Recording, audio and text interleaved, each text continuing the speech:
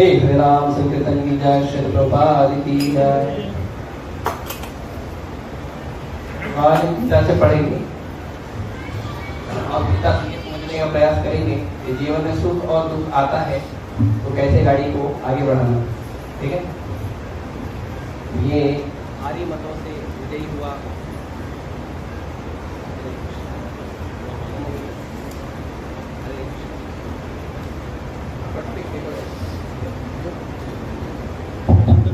ठीक है, पढ़ो। ठीक है, हरे कृष्ण। आप लोग निकालो भगवत गीता, गूगल करो, गूगल ओपन करो। बाबा का बड़ा यूज करना चाहिए। गूगल बाबा से आशीर्वाद लेना चाहिए, लेकिन भक्ति का, है ना। भौतिक इंद्र तृप्ति का आशीर्वाद नहीं लेना, हम लोग भौतिक इंद्र तृप्ति करना। उसमें लिखो BG, B से भगवत और G से गीता, BG, और लिखो 2.14, 2.14, और जो ओपन होएगा उसको खोलो जल्दी से।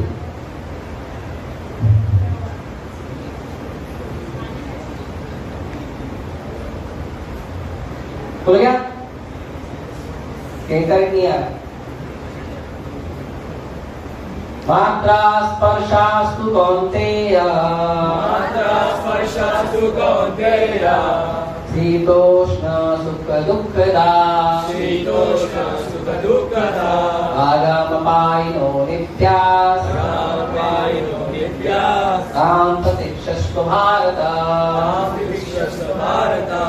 मात्रा स्पर्शास्तु कौन्तेय, मात्रा स्पर्शास्तु कौन्तेय, शीतोष्ण सुख दुःखदा, शीतोष्ण सुख दुःखदा, आगमपायिनो नित्यास्, आगमपायिनो नित्यास्, तां प्रतीक्षस्व भारत, तां प्रतीक्षस्व भारत।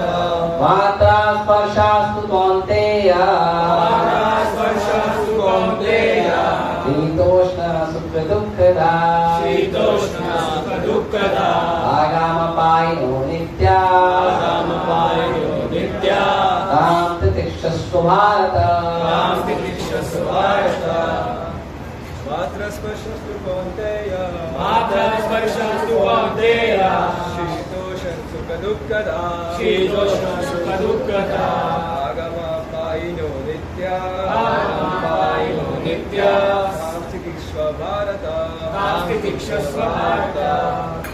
मात्रा स्पर्शास्तु कौन्तेय, मात्रा स्पर्शास्तु कौन्तेय, शीतोष्ण सुख दुःखदा, शीतोष्ण सुख दुःखदा, आगमपायिनो नित्यास्, आगमपायिनो नित्यास्, तां प्रतीक्षस्व भारत, तां प्रतीक्षस्व भारत। कोई माता बोलेगी।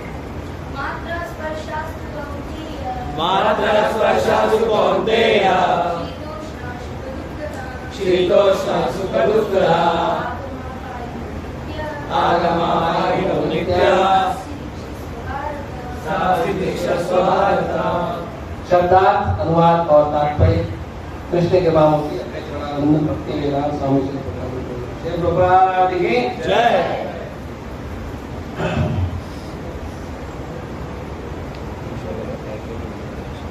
हिंदी में नहीं होता था, इसी बात है ना। मात्रा शब्दार्थ है, शब्दार्थ है। ठीक है, डायरेक्ट ट्रांसलेशन पर पढ़ेंगे। हे कुंती पुत्र, सुख तथा दुख का क्षणिक उदय तथा कालक्रम में उनका अंतर ध्यान होना सर्दी तथा गर्मी की ऋतुओं के आने जाने के समान है। हे भरतवंशी, वे इंद्रिय बोध से उत्पन्न होते हैं और मनुष्य को चाहिए कि अविचल भाव से उनको सहन करना सीखे। तात्पर्य, कर्तव्य निर्वाह करते हुए मनुष्य को सुख तथा दुख के क्षणिक आने जाने को सहन करने का अभ्यास करना चाहिए। वैदिक आदेश अनुसार मनुष्य को मार्च, जनवरी, फरवरी के मास में भी प्रातः काल स्नान करना चाहिए। उस समय अत्यधिक ठंड पड़ती है, किंतु जो धार्मिक नियमों का पालन करने वाला है वह स्नान करने में तनिक भी झिझकता नहीं। इसी प्रकार एक गृहिणी भीषण से भीषण गर्मी की ऋतु में मई जून के महीनों में भोजन पकाने में हिचकती नहीं। जलवायु संबंधी असुविधाएं होते हुए भी मनुष्य को अपना कर्तव्य निभाना होता है। इसी प्रकार युद्ध करना क्षत्रिय का धर्म है। अतः उसे अपने किसी मित्र या परिजन से भी युद्ध करना पड़े तो उसे अपने धर्म से विचलित नहीं होना चाहिए। मनुष्य को ज्ञान प्राप्त करने के लिए धर्म के विधि विधानों का पालन करने होते हैं, क्योंकि ज्ञान तथा भक्ति से ही मनुष्य अपने आप को माया के बंधन से छुड़ा सकता है। अर्जुन को जो दो नामों से संबोधित किया गया है वे भी महत्वपूर्ण हैं। कौन्तेय कहकर संबोधित करने से यह प्रकट होता है कि वह अपनी माता की ओर मातृकुल से संबंधित है, और भारत कहने से उसके पिता की ओर पितृकुल से संबंध प्रकट होता है। दोनों ओर से उसको महान विरासत प्राप्त है। महान विरासत प्राप्त होने के फलस्वरूप कर्तव्य निर्वाह का उत्तरदायित्व आ पड़ता है। अतः अर्जुन युद्ध से विमुख नहीं हो सकता। ओम ज्ञातिप्रलस्य ज्ञानाञ्जनशलाकया चक्षुरुन्मिलितं येन तस्मै श्रीगुरुवे नमः। श्रीचैतन्यमनोभीष्टं स्थापितं येन भूतले स्वयं रूपः कदा मह्यं ददाति स्वपदान्तिकं। वन्देऽहं श्रीगुरुं श्रीयुतापदकमलं श्रीगुरुं वैष्णवांश श्रीरूपं सारजातं सहगणरघुनाथान्वितं तं सजीवं साद्वैतं सावधूतं परिजनसहितं कृष्णचैतन्यदेवं श्रीराधा कृष्णपादा सहगणललिता श्रीविशाखान्वितांश्च। नमो पुष्पादाय कृष्णपृष्ठाय भूतले श्रीमते भक्तिवेदान्त स्वामिनिधि नामिने। नमस्ते सारस्वते देवे गौरवाणी प्रचारिणे निर्विशेष शून्यवादी पाश्चात्यदेशकारिणे। नमो पुष्पादाय कृष्णपृष्ठाय भूतले श्रीमते भक्तिसिद्धान्त सरस्वती नामिने। श्रीवासवादी देवी ललिताय कृपाब्धये कृष्ण संबंध विज्ञानदायिने प्रणोहे नमः। माधुर्योत्कल प्रेमाढ्य श्रीरूपात्म भक्तिदा श्रीरौरशक्ति विग्रहाय नमस्ते। नमस्ते गौरवाणी श्रीमूर्तये दीनतारिणे रूपात्मसिद्धान्तपाधारिणे। नमो गौरकिशोराय साक्षात् वैराग्यमूर्तये विप्रलम्बरसामूर्ते पादाम्बुजाय नमः। नमो भक्ति विनोदाय सच्चिदानन्दनामिने गौरशक्ति स्वरूपाय रूपात्मवराय गौरावय भावभूमे स्वनिर्दिष्टा सज्जनाप्रिया वैष्णव सार्वभौम श्री जगन्नाथाय नमः। वाञ्छाकल्पतरुभ्यश्च कृपा सिन्धुभ्यैव च पतितानां पावनेभ्यो वैष्णवेभ्यो नमो नमः। नमो महावदन्याय कृष्णप्रेमदाय कृष्णाय कृष्णचैतन्य नाम्ने गौतुषे नमः। पञ्चतत्त्वात्मकं कृष्णं भक्तरूपस्वरूपकं भक्तावतारं भक्ताख्यं नमामि भक्तशक्तिदम्। हे कृष्ण करुणा सिन्धु हे बन्धु जगत्पते गोपेश गोपिकान्त राधाकान्त नमस्ते। चैतांस्कृतरूपं गोमन्दं तेरगति अत्सर्वस्वादपूजो राधा मदन मोहनो दिव्यवृन्दारण्यकल्पद्रुमाधव श्रीमद्राधार सिंहासनस्थो श्रीमद्राधा श्रीलगोरितदेवो निष्ठादिनिसेवमानं स्मरामि। श्रीमान्दासरसारङ्गी वंशीवट्टतैः स्थितः कर्षणवेणुसनयर्गोपी गोपीनाथा श्रीकृष्णः। भक्तकाञ्चन गौराङ्गी राधे वृन्दावनेश्वरी विश्वानुसुते देवी प्रणमामि नमैते। जय श्री कृष्ण चैतन्य प्रभु नित्यानंद श्री अद्वैत शिवासादि गौरभक्त। हरे कृष्णा कृष्णा कृष्णा हरे हरे हरे राम राम राम हरे हरे।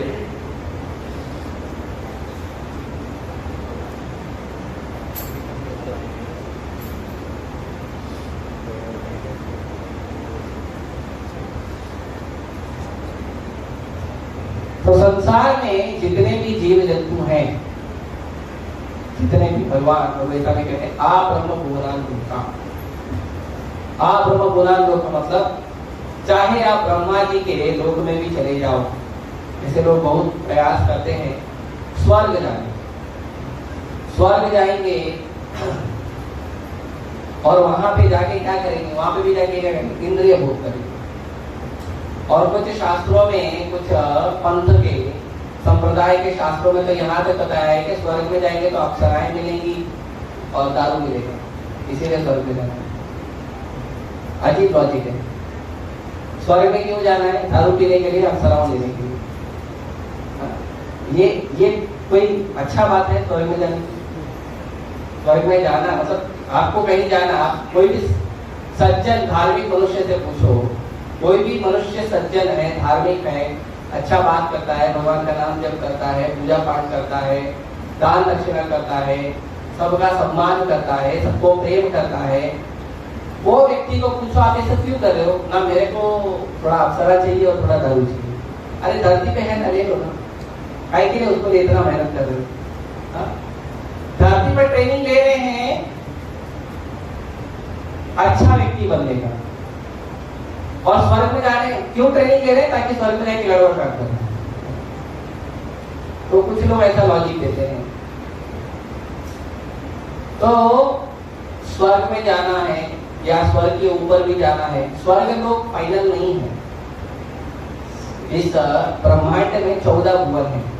पृथ्वी है, पृथ्वी जो है ग्राउंड फ्लोर है, पृथ्वी ग्राउंड फ्लोर है, और ग्राउंड फ्लोर के नीचे बेसमेंट है, और बेसमेंट में भी 6 फ्लोर है, बेसमेंट में भी 6 फ्लोर है, अतल, वितल, सुतल, तलातल, रसातल, पातल, है ना। और फिर उसके ऊपर जो है ना 7 माले का बिल्डिंग है। हाँ, तो उसमें है स्वर्ग लोक है, अहलोक है, महालोक है, जनलोक है, तपलोक है, ब्रह्मलोक है। तो पृथ्वी जो है ग्राउंड फ्लोर।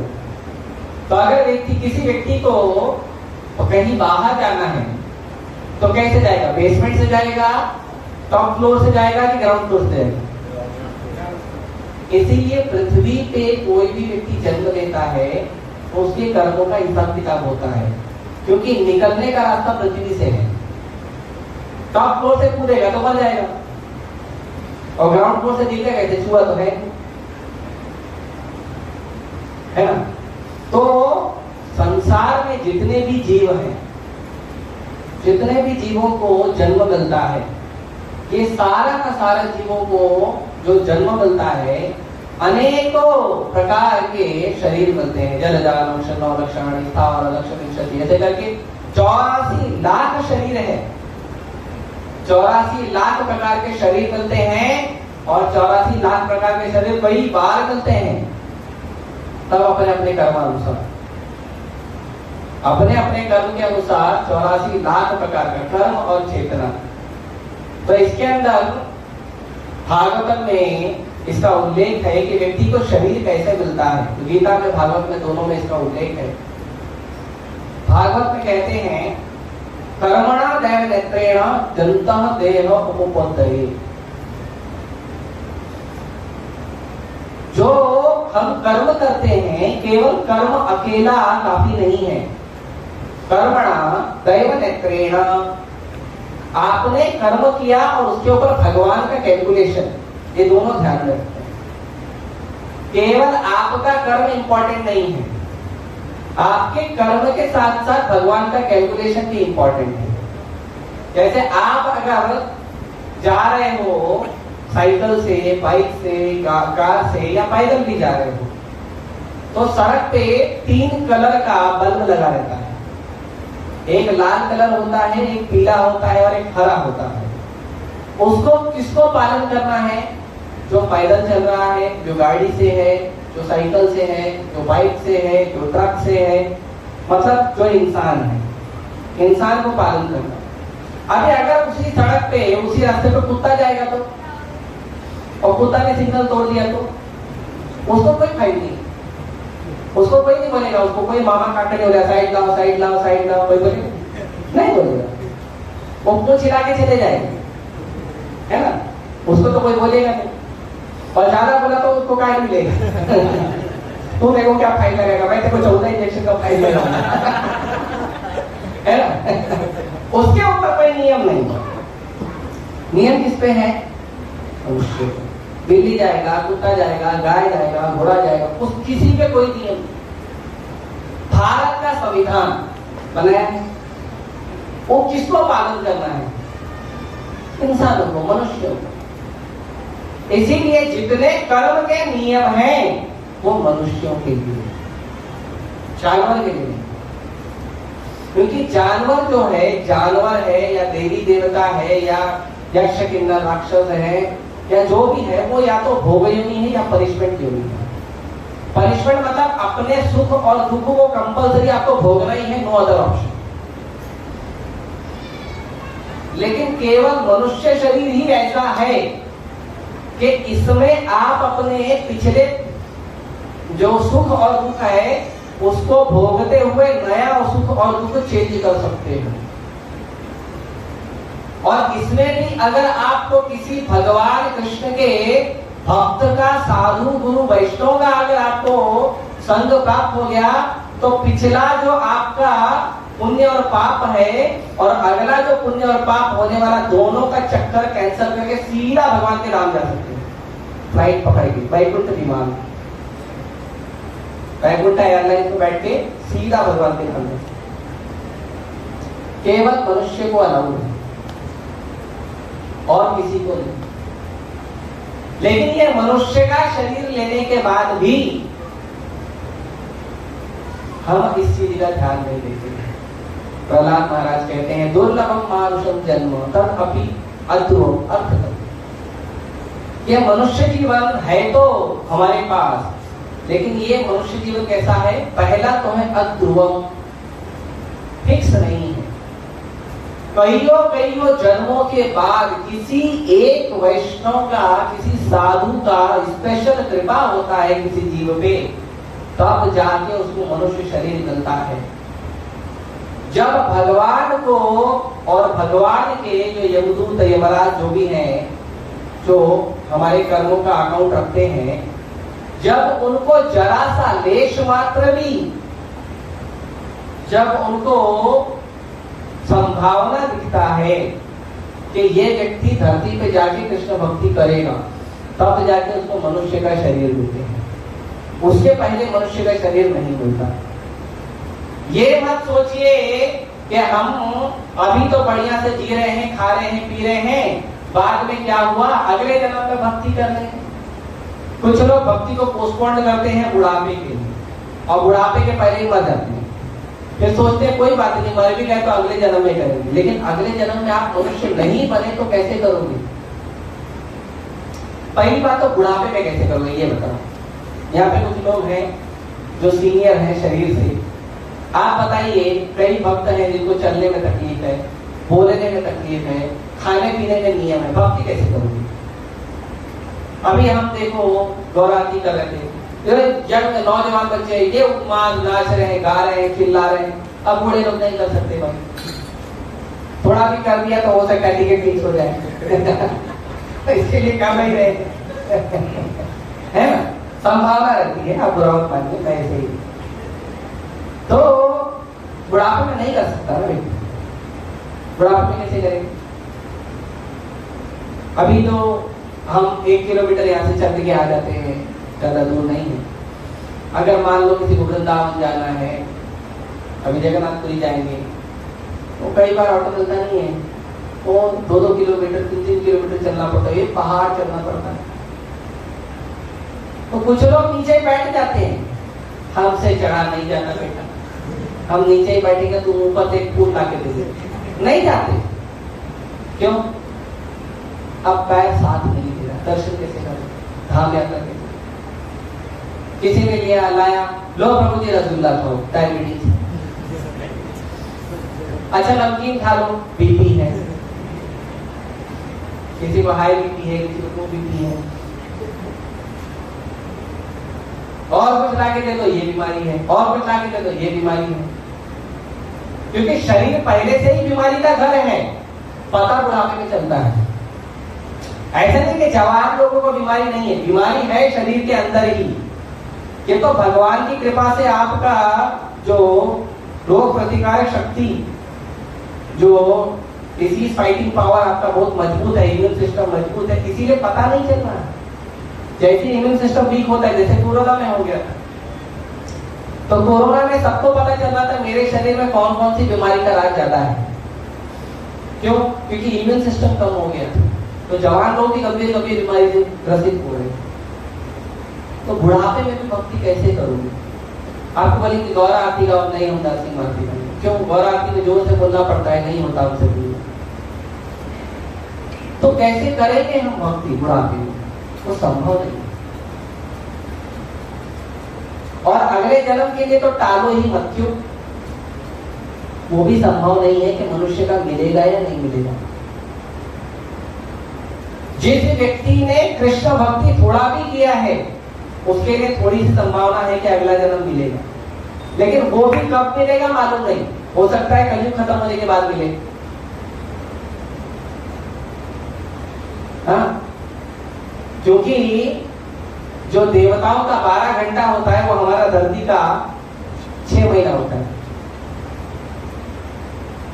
देवताओं का एक साल धरती, देवताओं का एक 24 घंटा हमारा धरती का एक साल होता है। इसके और ऊपर जाएंगे तो और नियम चेंज हो जाता है। ब्रह्मा जी का जो 12 घंटा होता है, ब्रह्मा जी का 12 घंटा, वो धरती का 43 करोड़ साल होता है। आप 1 सेकंड के लिए भी घूम के आ गए तो धरती में 4-5 साल निकल जाएंगे। तो आप सोचोगे कि हम ठीक है कोई बात नहीं, अगले जन्म में भक्ति कर लेंगे, थोड़ा हरे कृष्णा कर लेते हैं, अगले जन्म में भक्ति कर लेंगे। लेकिन आप ऊपर से जाके जब नीचे आओगे तो कलयुग खत्म, रिस्पॉन्स गायब, महाप्रभु का मूवमेंट आगे चले गए, आप पीछे रह गए। फिर आपको वेट करना पड़ेगा। ब्रह्मा जी के 86 करोड़ साल के बाद चैतन्य महाप्रभु आएंगे, भगवान कृष्ण आएंगे, उसके बाद आपको महाप्रभु के मूवमेंट में एंट्री मिलेगी, उसके पहले नहीं मिलेगी। ब्रह्मा जी के 24 घंटे बाद। तो संभावना जो प्रोबेबिलिटी है बहुत कम होती है कि हमें भक्ति मिलेगी, बहुत कम होता है। जय श्री गणनाथ महाराज की जय, श्री प्रभुपाद की जय। बहुत कम प्रोबेबिलिटी होता है कि भक्ति भी कर रहे हो और अगले जन्म में मनुष्य शरीर मिलेगा, भक्ति मिलेगा तो भी भक्ति कंटिन्यू होगा, इसका प्रोबेबिलिटी बहुत कम है। ऐसा नहीं हमसे जितना होता कर लेते हैं, क्या करें महाराज, ज्यादा परेशान न करें, ऐसा नहीं है। ध्यान देना जरूरी है, ध्यान देना। तो जो लोग भक्ति करते हैं चलो उनका तो ठीक है, लेकिन भक्ति भी कर रहे हैं वो भी सुख और दुख तो आता है ना जीवन में, सुख और दुख तो आता है ना। कभी किसी ने अच्छा बोल दिया, खुश हो जाते हैं, है ना। जैसे मान लो कोई एग्जाम दिया, रिजल्ट आया, रिजल्ट में फर्स्ट रैंक, है ना, तो स्कूल से कॉलेज से सीधा मिठाई की दुकान पे जाते, घर पे नहीं आते, घर पे खाली फोन करके बताते फर्स्ट रैंक आया, पैसा ऑनलाइन भेज दो, है ना, कितना भेजना है, जितना था जितना भेजना है भेज दो, सबका मिठाई खरीदना, पूरे मोहल्ले को बांटी। और आप गए रिजल्ट लेने और पता चला आप फेल हो गए, तब घर पे फोन ही नहीं करते। कुछ लोग तो तुरंत घर पे भी नहीं जाते, थोड़ा गार्डन वार्डन थोड़ा 1-2 घंटा रुक के मन हल्का करके फिर घर पे जाते, एकदम लटका हुआ मुंह लेके, कम से कम हमारा चेहरा देखे कोई मारेगा नहीं। क्यों ये सुख दुख है? ये सुख दुख है हमारे कर्मों के कारण, हमारा ही कर्म है। भगवान के जो भक्त होते हैं, श्री प्रभुपाद जी बताते हैं, भगवान के जो भक्त होते हैं उनका सुख और दुख में कैसा व्यवहार होता है, और जो भगवान के भक्त नहीं होते उनका कैसा व्यवहार होता है। जैसे एक छोटा एग्जांपल देता हूँ, और आप लोगों ने जनरली अपने एरिया में देखा होगा, तो जब कोई क्रिकेट मैच होता है, तो जो क्रिकेट मैच होता है, अगर आपके पसंद का टीम जीत गया तो ऑलरेडी फटाखा खरीद के लाके रखे रहते हैं, रॉकेट छोड़ते हैं, फटाखा बजा, धूम धाम धाम धाम, भले रात को 12 बजे मैच जीता, दूसरे का टीम भले खराब हो, हम फटाखा फोड़ेंगे। अच्छा, फटाखा फोड़ने में भी जो व्यक्ति क्रिकेट देखता है, उसका टीम जीता है, वो व्यक्ति को खुशी होता है फटाखा बजाने, बाकी लोग को अच्छा नहीं लगता। क्यों इतना जोर जोर से बजा रहा भाई? तुमको खुश हो गया तो ठीक है, मिठाई पेड़ा पाट दो, कहीं के लिए इतना पाट फूट आवाज कर, राइट? तो कार्य एक ही है, पटाखा फोड़ना, लेकिन एक ही पटाखा फोड़ने में किसी को सुख मिल रहा है, किसी को दुख मिल रहा है। राइट। और अगर मैच हार गया तब तो कुछ लोग तो दुखी होते हैं और कुछ लोग तो टीवी फोड़ देते हैं। अरे कोई बात नहीं, अगला मैच भी खेलेगा ना, वो अगला मैच जीत जाएगा। नहीं, एक मैच हारा तो टीवी तोड़ देगा, राइट। उसके बाद प्रभुपाद जी दूसरा उदाहरण देते हैं पानी का। यही पानी है हमको गर्मी में बड़ा आनंद देता है। वही पानी गर्मी में 2 बार 3 बार 4 बार भी नहाने की इच्छा होती है, और कहीं पॉइंट दिख गया तो जैसे आज पूरे थे सब 1-1 घंटा के, और बुलाने के बाद भी बोलते एक फोटो ले लेकर फिर निकल ही नहीं रहे थे। और सब पे यही हाल है, चाहे माता जी हो चाहे पिताजी हो, सब पे यही हाल। यही पानी कितना अच्छा लग रहा है, और यही अगर 2 डिग्री का ठंडी हो तो हम लोगों की इच्छा होती है कि जगन्नाथ जी की तरह स्नान करें, दर्पण स्नान, है ना। जगन्नाथ जी जो है साल भर कैसे नहाते हैं पता? जगन्नाथ जी जो है साल भर नहाते हैं। जगन्नाथ जी के सामने कांच रखा जाता है और उस कांच के ऊपर अभिषेक किया जाता है। जगन्नाथ जी के ऊपर नहीं करते क्योंकि लकड़ी का विग्रह है। साल में एक ही बार जगन्नाथ जी जो है प्रॉपर उनके शरीर पर पानी गिराया जाता है, और वो एक ही बार नहाते और बीमार पड़ जाते हैं, 15 दिन के लिए बीमार, क्वारंटाइन। तो अगर हमको परमिशन मिल जाए ठंडी में तो हम दर्पण स्नान करेंगे। इच्छा नहीं होती है, स्नान तो दूर की बात है, बिस्तर से निकलने का मन नहीं करता है, और किसी तरह से गुस्सा सुन के अलार्म बार-बार बज के उठ भी गए, ऑफिस का टाइम कॉलेज का टाइम देख के उठ भी गए, नहाने जाने का मन नहीं करता। वो बाथरूम में भी जाके 5 मिनट तक पानी को ऐसे गर्म करते रहते हैं। अरे उससे गर्म नहीं रहेगा, हीटर डालो, वो मग से ही गर्म कर देते हैं। 5 मिनट तक बैठ के सोचते नहाऊं कि क्यों? वही पानी है ना जो गर्मी में बड़ा अच्छा लगता है, बारिश में बड़ा अच्छा लगता है। तो ये जो सुख और दुख है, भगवान कहते हैं ये कैसे है? ये संस्पर्शजा होगा। ये हमारे शरीर में जो स्पर्श है उसके कारण आता है। हमारे जीवन में हमारे कर्मानुसार जो सुख और दुख आता है वो हमारे शरीर के अनुभव, एक्सपीरियंस के अनुसार आता है। तो जो शरीर का जो स्पर्श है या जो एक्सपीरियंस है उसके अनुसार जो आता है वो कैसा है? तो भगवान बोलते शीत उष्ण सुख दुख का। ये हमारे जीवन में सुख और दुख आ रहा है, कैसा है? शीत और उष्ण की तरह है। शीत मतलब ठंडी और उष्ण मतलब गर्मी। अगर हम जहाँ रहते हैं, हमारे जो भी परिवेश है, अगर हमारे परिवेश में ठंडी आ गई तो हम क्या करते हैं? कोई बहुत बड़ा काम करते हैं, घर वर बदल देते हैं, छोड़ देते हैं जगह, एक दूसरे को मारना चालू कर देते हैं। ठंडी आ गई, मारो एक दूसरे को। मेरे को ठंडी क्यों लग रही है? इसकी वजह से मारो।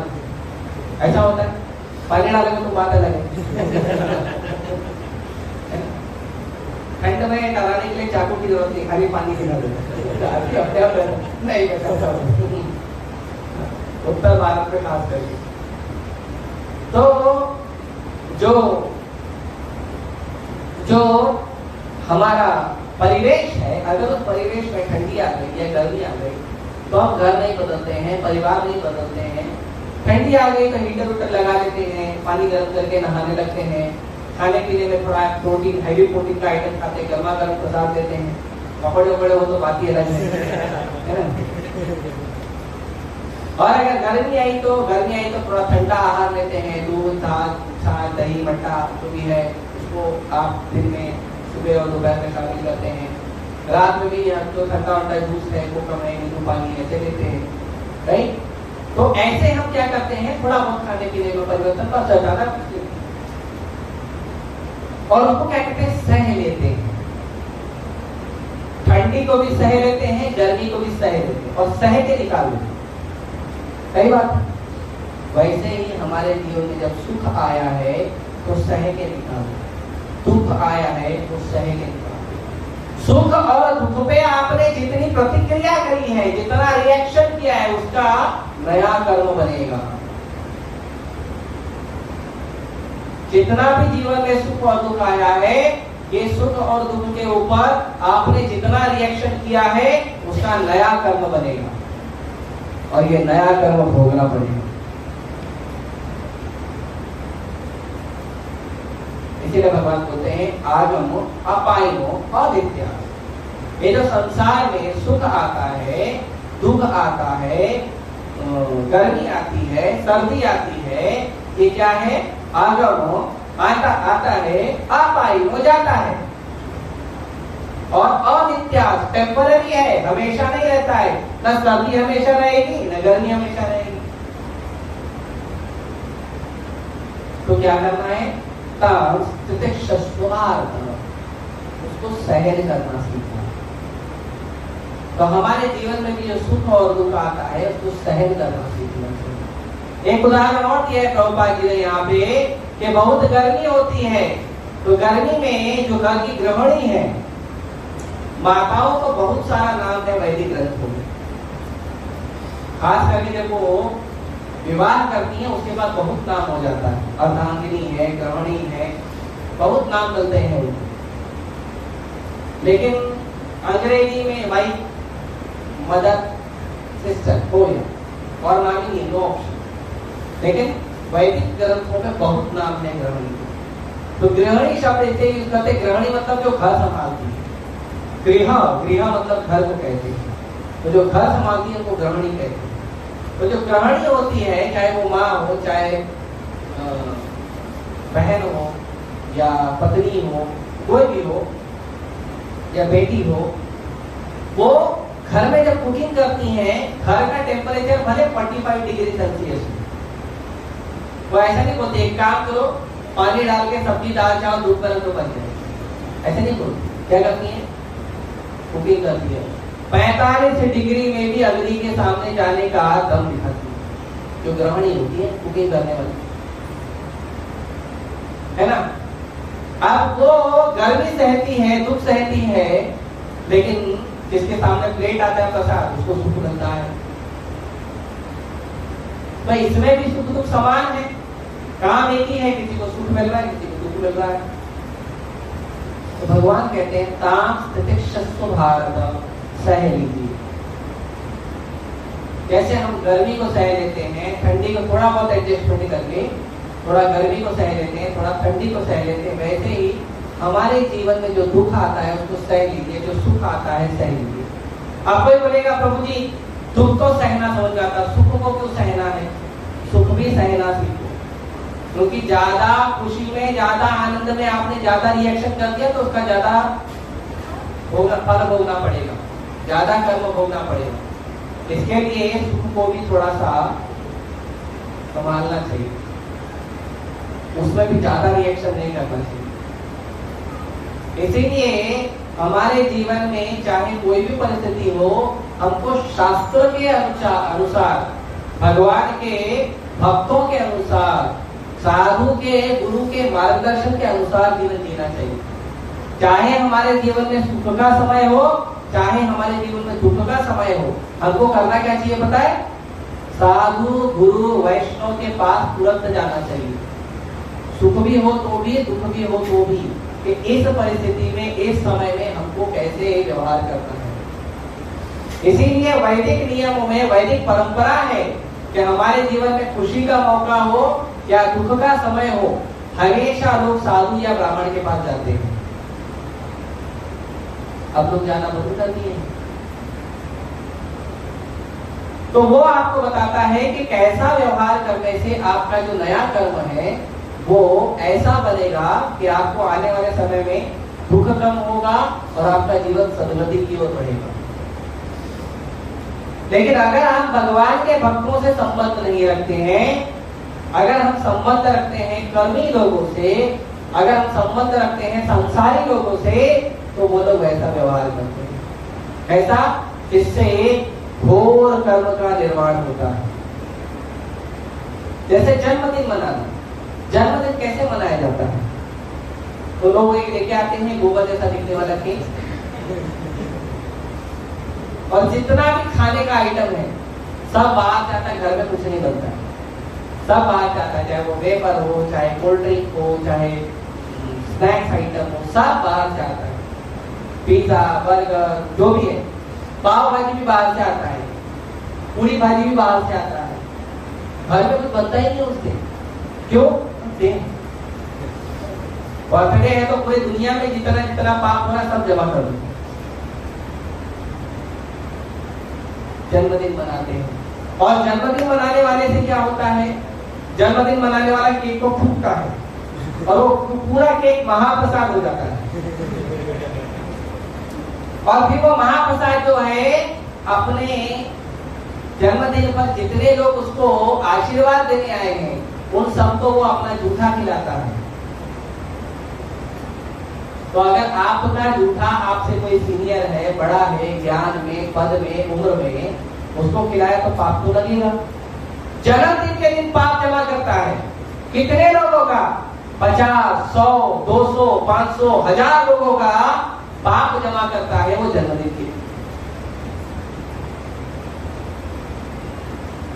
और नकल करते हैं अंग्रेजों का। और आजकल तो और खराब हो गया है, जो केक वो लाते हैं वो खाते ही नहीं है, क्योंकि घर से मेकअप करके नहीं आते हैं, तो एक दूसरे के चेहरे पे लगाते हैं, होली खेलते हैं केक से। भगवान दूध और दही से खेले थे, लेकिन विदेशों में दूध दही होता नहीं है, तो केक लगाते हैं एक दूसरे के चेहरे पे, तो केक से खेलते हैं। और अब तो और बेकार हो गया है, जिसका जन्मदिन होता है उसकी पिटाई करते हैं लोग। इतना पिटाई करते हैं कि उसको अगले जन्मदिन तक याद रहता है, फिर अगले जन्मदिन फिर पिटाई होता है, फिर वो दुखी होकर जंगल की ओर भाग जाता है, फिर मारेंगे अगले जन्मदिन। इसको जन्मदिन बोलते हैं। आपका जन्मदिन है, सुबह उठिए, नहाइए, अच्छे से स्नान करिए, जल्दी उठिए, मंगल आरती अटेंड करिए, जाइए किसी मंदिर में मंगल आरती करिए, भगवान को आशीर्वाद दीजिए, किसी साधु के शरण में बैठिए, बोलिए प्रभु जी मेरा जन्मदिन है, आशीर्वाद दीजिए। घर में आइए, माँ का पैर छूओ, पिताजी का पैर छूओ, उनको प्रणाम करो, उनसे आशीर्वाद दो, उनको बोलो आज मेरा जन्मदिन है, कुछ अच्छा बनाओ, हम भगवान को भोग लगाएंगे। फिर भगवान को बहुत बढ़िया जो आपका पसंद का जो आहार है, व्यंजन है, वो आप बनाइए, भगवान को भोग लगाइए, और अपने पसंद का व्यंजन अपने बर्थडे में बांटिए, भगवान को भोग लगाओ, महाप्रसाद बांटिए। आपका भी उद्धार होगा और जो प्रसाद खाएगा उसका भी उद्धार होगा।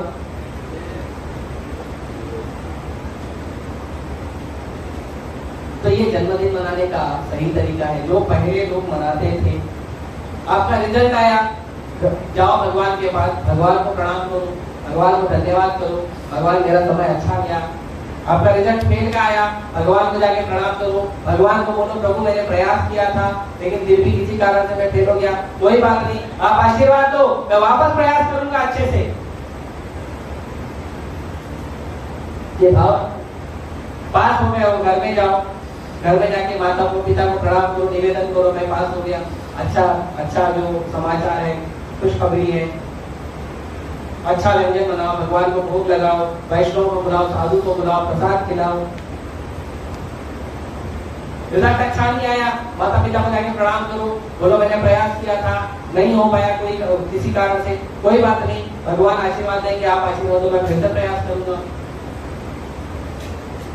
ये नहीं रोना शुरू कर दिए, 4 घर को पता चल गया, फेल हो गया, फिर वो पूरा साल निंदा करेंगे आपका कि पड़ोसी का लड़का फेल हो गया। तो हमारे जीवन में सुख आ रहा है, दुख आ रहा है, उसका रिएक्शन हम कैसे कर रहे हैं, उस पर नया कर्म निर्माण होता है। तो अगर आप रिएक्शन जो हमारे जीवन में सुख और दुख आया है, उस समय अगर हम साधु से, गुरु से, वैष्णव से बात करेंगे तो हमारा जीवन अच्छा जाएगा। उनके मार्गदर्शन में जीवन जिएंगे तो जीवन अच्छा जाएगा। इसीलिए हर व्यक्ति के जीवन में एक कृष्ण भक्त फ्रेंड होना चाहिए। नहीं है तो आपका जीवन जो है बहुत बड़े धोखे में है, बहुत बड़े कष्ट में है आपका जीवन। अगर आपके पास ऐसा एक भी मित्र नहीं है जो कृष्ण भक्ति अच्छे से करता है, साधना भक्ति अच्छे से करता है और आप उससे सुख दुख हृदय खोल के बांट सकते हो, अगर ऐसा व्यक्ति नहीं है आपके जीवन में तो आप बहुत बड़े दुख के रास्ते पे चल रहे हैं, कंफर्म। क्यों? क्योंकि आपको कोई मार्ग दिखाने वाला नहीं है कि जीवन में सदगति के रास्ते पे चलना कैसे। तो अगर सदगति के रास्ते पे नहीं चलेंगे तो कौन से रास्ते पे चलेंगे? दुर्गति के। इसीलिए ये पूरा संसार कौन से रास्ते पे चल रहा है आज? दुर्गति के। मनोरथेना असत धावतो वही। ये संसार जो है अपने मन का सुन के असत्य की ओर, दुर्गति की ओर जा रहा है। और देखो वही हो रहा है। हॉस्पिटल इतने खुल रहे हैं फिर भी मरीज बढ़ते जा रहे हैं, स्कूल कॉलेज खुल रहे हैं फिर भी अपराध बढ़ते जा रहे हैं। क्यों? स्कूल कॉलेज ज्ञान का केंद्र है ना, तो ज्ञान के केंद्र होने के बावजूद समाज में अज्ञान क्यों है? क्योंकि ज्ञान के केंद्र में अज्ञान सिखाया जा रहा है। अस्पताल मेरे सारे खुल रहे हैं तो मरीज क्यों है? क्योंकि अस्पताल में ही ये डिसाइड किया जाता है कि मरीज को रेगुलर कस्टमर कैसे बनाया जाए।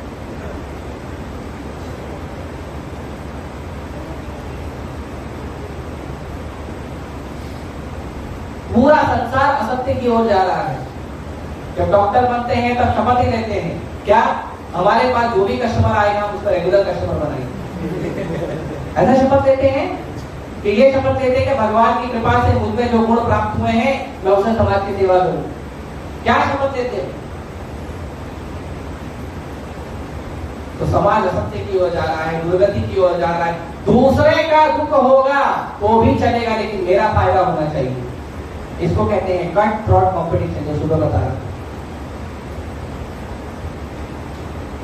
अरे आपके जीवन में दुख आया है, आपके जीवन में सुख आया, उसको सह लीजिए।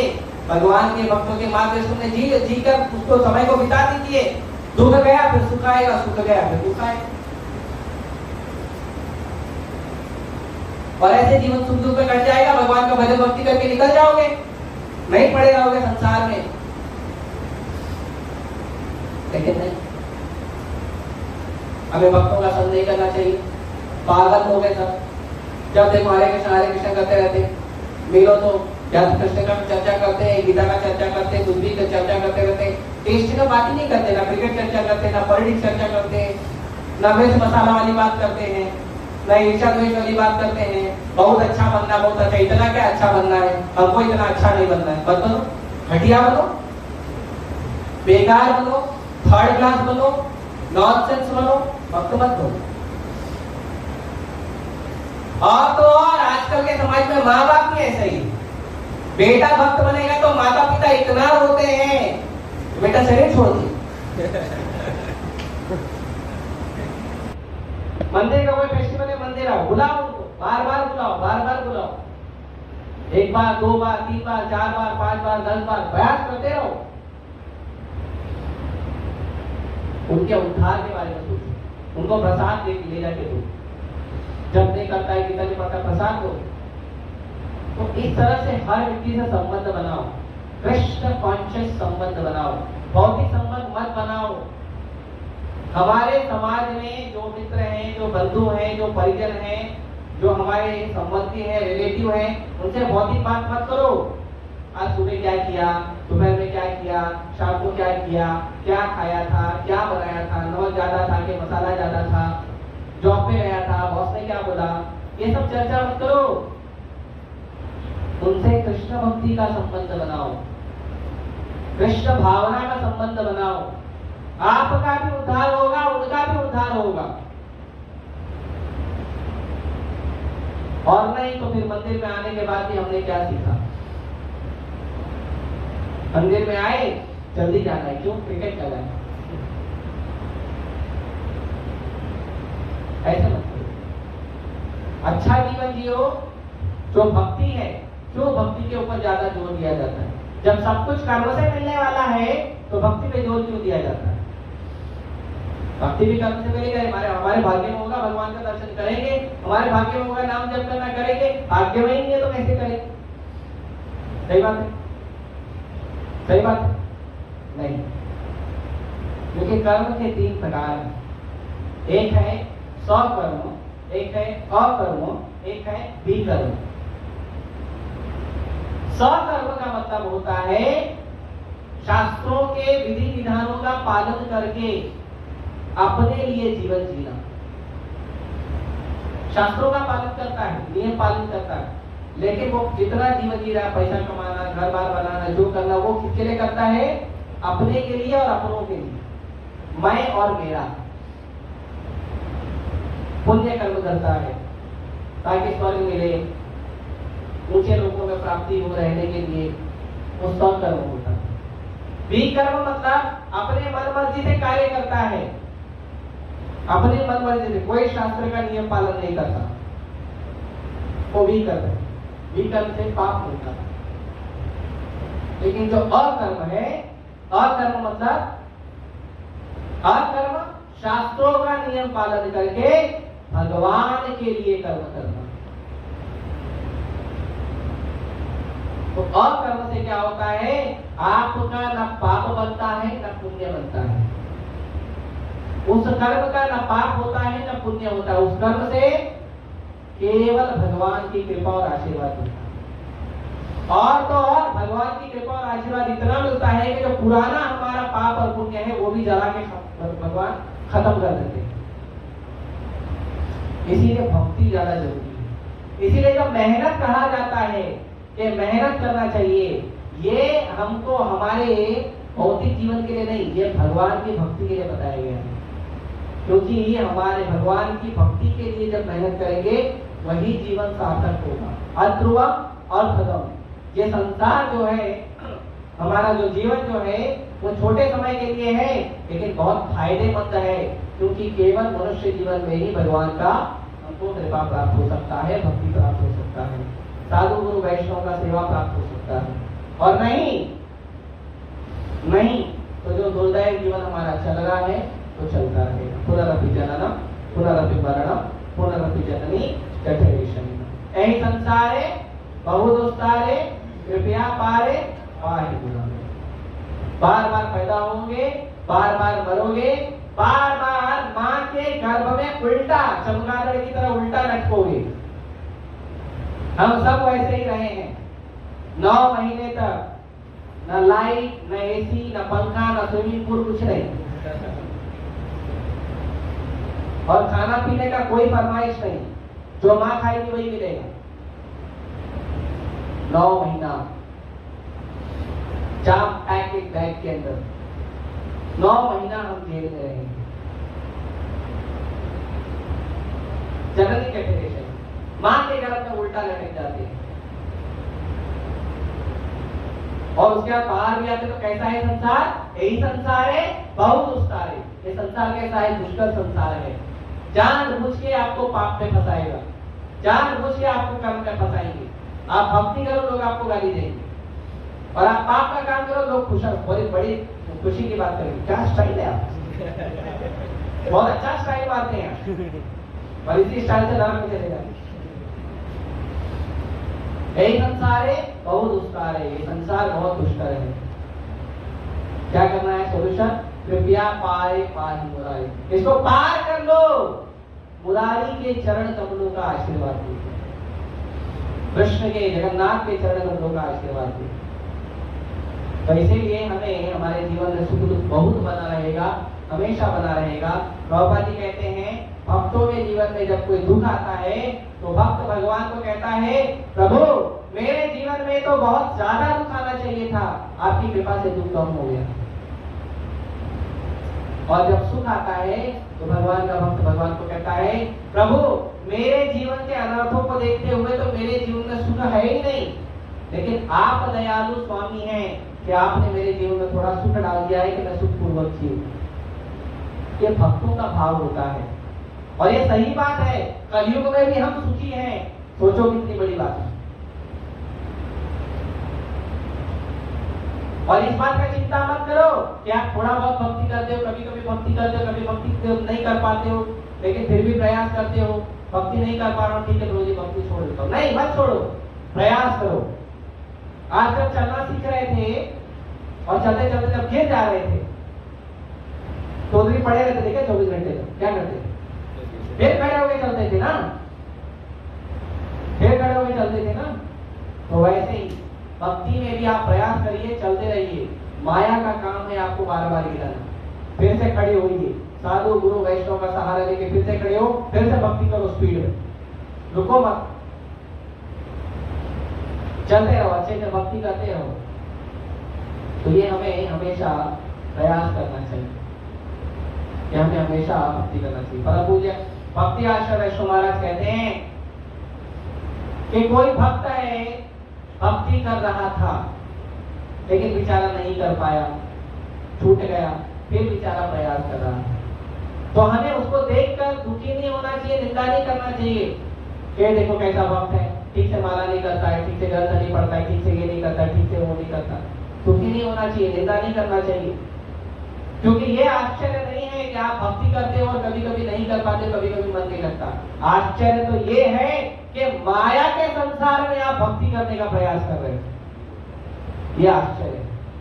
माया का संसार है, पाप का संसार है, और उसमें आप हरे कृष्णा कृष्णा कृष्णा हरे हरे, हरे राम राम राम हरे हरे नाम जप कर रहे हो, गीता पढ़ रहे हो, भागवत पढ़ रहे हो, प्रसाद खा रहे हो, भगवान का विग्रह दर्शन कर रहे हो, चरणामृत दे रहे हो, नाच रहे हो, गा रहे हो, भक्तों के साथ यात्रा कर रहे हो। ये आश्चर्य है। माया देवी को टेंशन दे रहे हो। तो कभी कभी माया देवी अटैक करो तो दुखी नहीं होना चाहिए, क्योंकि आपने उसको इतना परेशान किया, वो थोड़ा तो करेगी, समझे? तो भक्ति करिए एकदम समाधान, ठीक है? हरे कृष्ण। किसी को प्रश्न है तो एक प्रश्न लेते हैं, फिर बंद करते हैं।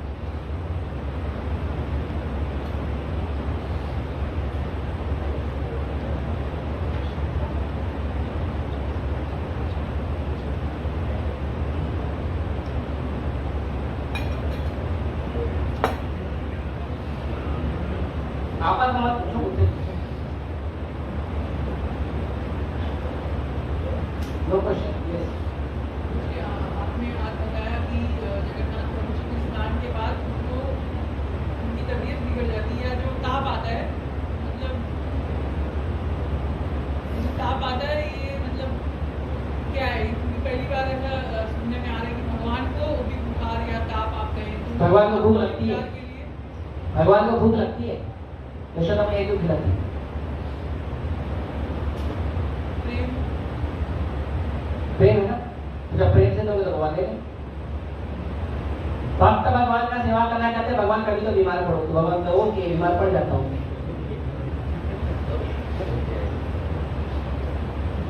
भक्त चाहते हैं ना, अरे आप कैसे संबंधी हो भगवान से, भक्तों का संबंध होता है ना, माता का, पिता का, बंधु का, पुत्र का, मित्र का, तो बोलते हैं अरे आप कैसे मित्र हो, बीमारी नहीं पड़ती? भगवान बोलते नो प्रॉब्लम, मैं बीमार पड़ जाता हूँ, इट्स ऑल राइट।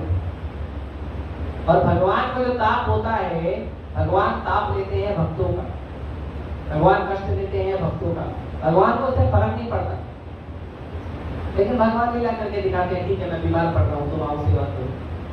पर आपको पता है जगन्नाथपुरी में जब भगवान जगन्नाथ जी बीमार पड़ते हैं तो जगन्नाथ जी को काढ़ा पिलाया जाता है, और वो काढ़ा अगर कोई पी ले तो उसका कोई भी बीमारी ठीक हो जाता है।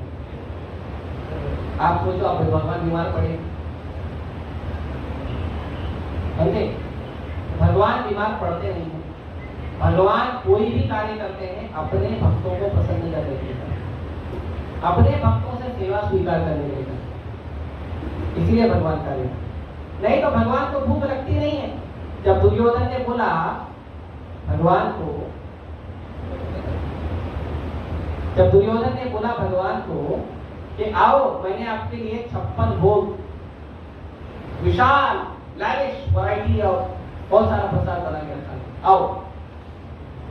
तो भगवान ने कहा देखो दुर्योधन, कोई भी व्यक्ति किसी के घर में अगर खाने जाता है तो दो कारण होता है, या तो उस व्यक्ति से उसको प्रेम हो, या तो उसको भूख लगी हो। और दुर्योधन तुमसे तो मुझे प्रेम है नहीं, और भूख मुझे लगती नहीं है, मैं आत्मा रहा हूं, तो तुम्हारे घर में क्यों हो? लेकिन वही दुर्योधन के घर से भगवान निकले और विदुर के घर पे पहुंच गए और विदर्वानी को कहते हैं मैया बहुत जोर से भूख लगी है, कुछ खिला दो। और मैया क्या खिला रही पता है? केले का छिलका।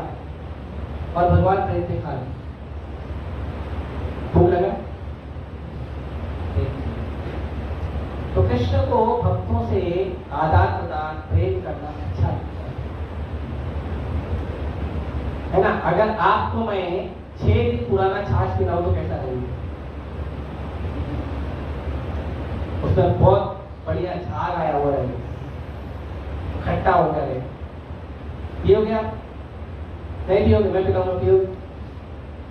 एक बूंद ले लूंगा आपका कमाल करने के लिए। गोपियां भगवान को 6 महीने पुराना छाछ पिलाती थी। छछिया छाछ पे नाच नचाए।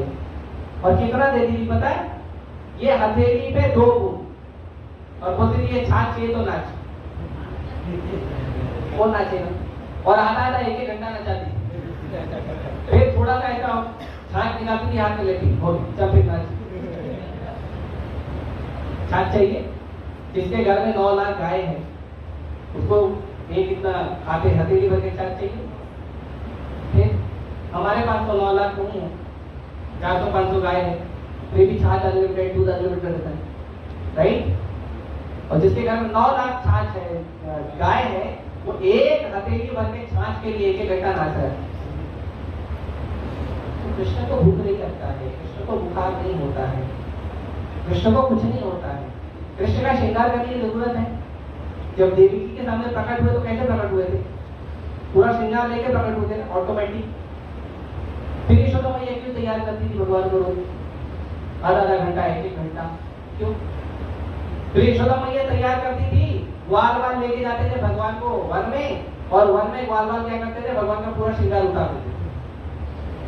फिर जो वन में फूल है, पत्ते हैं, और जो वन में जो अलग अलग कलर के जो दुर्लभ पत्थर हैं, उन पत्थरों से भगवान का श्रृंगार करते थे। उन फूल और पत्तों से करते थे, पत्तियों से करते थे भगवान का श्रृंगार। वापस भगवान को श्रृंगार की क्या जरूरत? भगवान कोई भक्त सेवा करना चाहता है, प्रेम देना चाहता है। अभी जैसे वो लड़का लड़की आपस में प्रेम करते है ना, एक दूसरे को फूल देते, फूल का क्या काम है? खाएगा, सूख के खराब हो जाता, फेंक देते, फिर भी फूल देते तो वाह फूल लाएगा। क्या करोगे फूल का? बकरी तो क्या आपका ब्रेकफास्ट हो जाएगा? नहीं ना? फिर भी क्यों? कोई प्रेम से दे रहा है, तो प्रेम देते हैं भगवान को, चाहे कोई बस, ठीक है? और कोई?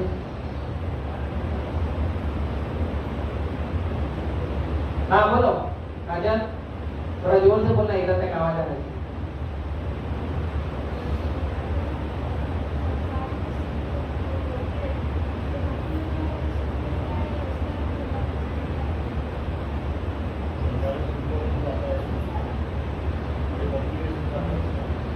हाँ देखो, भक्ति में दुख आया है तो बहुत अच्छी बात, भक्ति में स्पीड होता है, क्योंकि सुख में हम भगवान को ज्यादा याद नहीं करते, दुख में ज्यादा याद करते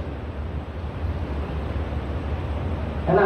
अभी आपके सामने महाप्रसाद आ जाए तो कभी कभी हम महाप्रसाद गोविंदे भी नहीं बोलते, फिर डायरेक्ट खाओ क्यों आनंद हो जाते हैं, राइट?